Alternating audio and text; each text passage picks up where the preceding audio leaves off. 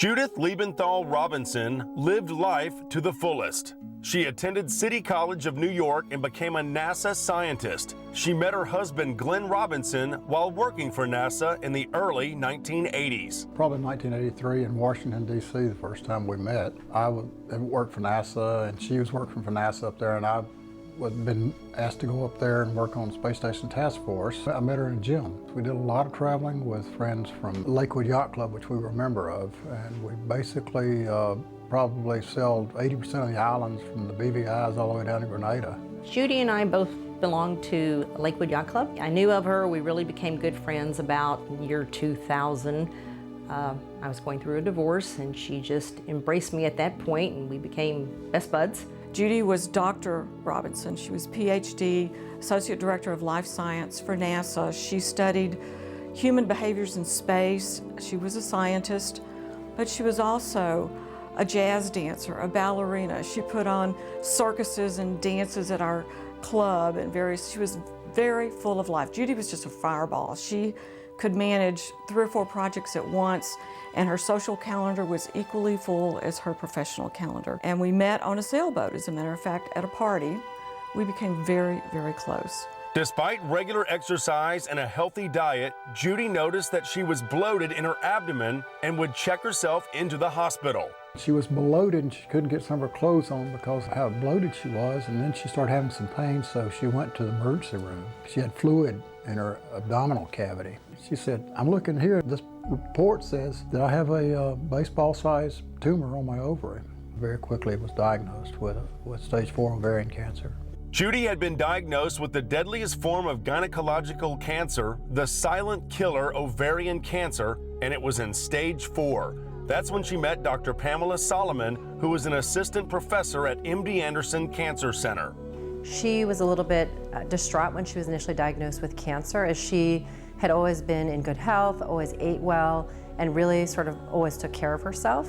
She had been seeking care for several months, telling physicians that she felt like she was sick and something wasn't right, until finally the diagnosis was made. At first, Judy had everyone convinced, including herself, that she would beat ovarian cancer. Obviously, we were very hopeful that surgery, chemotherapy, whatever, that she was going to beat it. I guess she had me convinced for a long time, for 6 or 7 months, that she was going to beat it. I don't think it became obvious to her that she wasn't going to beat it until the last couple months. Judy was kind of like, it's a matter-of-fact thing. This is what I got. This is what we're going to do. This is what we're going to try.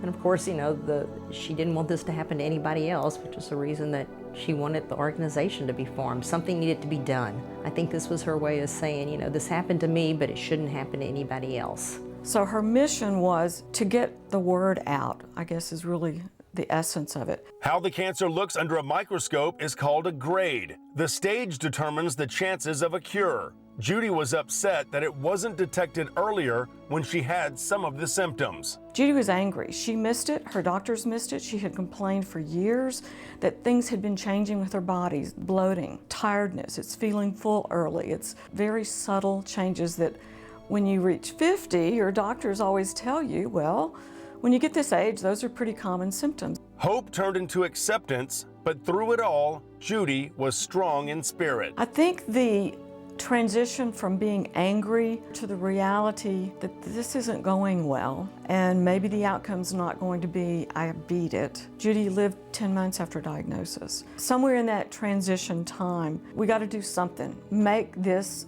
horror worth something. Make it count. Judy's mission was formed with a goal to end ovarian cancer by promoting awareness, advocating for those who have been diagnosed, and funding for research of the development of effective screening and treatment. This thought of a foundation that might make a change to some other ladies' lives in the world really meant something to her. She wanted something where it would help younger women coming along. Judy wanted to write her own mission statement, make people aware. Number one is educate physicians as well as women. What are the early signs and symptoms? There is no early detection, so education was number one. And number two, if we figure out how to make any money in our 501c3, fund research, find early detection, if not a cure. So We set off on Judys mission. She would be amazed. She would be so proud. We have done, I believe, so much in such a short period of time. She would be thrilled. She would just go, "Go girl, y'all have taken this so far, but keep going." We are starting to make a difference. When we initially grouped for Judys mission, one of the main goals of our group was to be able to give an endowment to MD Anderson. So a goal of $100,000 was set, and really in the first 4 years we were able to accomplish that and donate the full amount to MD Anderson. Judys mission has a new battle cry, B4S4, which means before stage 4. Detecting ovarian cancer in the first 2 stages is rare. In fact, 70% of the cases are caught in either stages 3 or 4. Yeah, so I think from a prevention and screening standpoint, there's been a couple of new studies that have looked at a combination of CA-125 and imaging with ultrasound to see if we can better identify patients that have ovarian cancer early. You need to do non-invasive tests, clearly, but there are visualizations that can be done of a woman's abdomen to look to see if tumors are growing.